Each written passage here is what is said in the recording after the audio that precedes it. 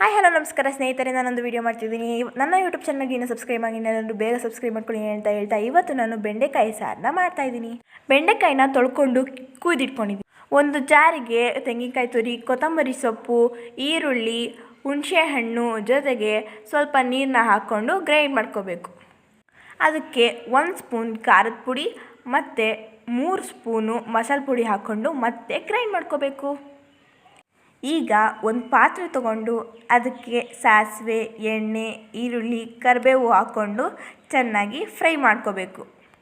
ಈಗ ಅದಕ್ಕೆ ರುಬ್ಬಿರೋ ಅಂತಹ ಮಿಶ್ರಣನ ಸೇರಿಸ್ಕೊಂಡು ಅದನ್ನು ಸಾಂಬಾರು ಹದಕ್ಕೆ ಆಗೋಷ್ಟು ನೀರು ಹಾಕಿ ರುಚಿಗೆ ತಕ್ಕಷ್ಟು ಉಪ್ಪು ಹಾಕ್ಕೊಂಡು ಈ ಕಡೆ ಇನ್ನೊಂದು ಬಾಣಲಿ ಇಟ್ಕೊಂಡು ಬೆಂಡೆಕಾಯಿನ ರೋಸ್ಟ್ ಆಗೋವರೆಗೂ ಫ್ರೈ ಮಾಡಬೇಕು. ಸಾಂಬಾರನ್ನ ಕುದಿಯೋ ತನಕ ಬಿಟ್ಟು ಅದು ಕುದಿಬೇಕಾದ್ರೆ ಬೆಂಡೆಕಾಯಿನ ಅದರೊಳಗೆ ಸೇರಿಸ್ಕೋಬೇಕು. ಅದನ್ನು 10 ನಿಮಿಷ ಅದರೊಳಗೆ ಬಿಟ್ಟು ಮಿಕ್ಸ್ ಮಾಡಿದ್ರೆ ರುಚಿಯಾದ ಬೆಂಡೆಕಾಯಿ ಸಾರು ಅನ್ನದ ಜೊತೆಗೆ ಇಲ್ಲ ಮುದ್ದೆ ಜೊತೆಗೆ ಸವಿಯಲು ಸಿದ್ಧವಾಗುತ್ತೆ. ಇಲ್ಲಿಗೆ ಇವತ್ತಿನ ವ್ಲಾಗ್ನ ಮುಗಿಸ್ತಾ ಇದ್ದೀನಿ.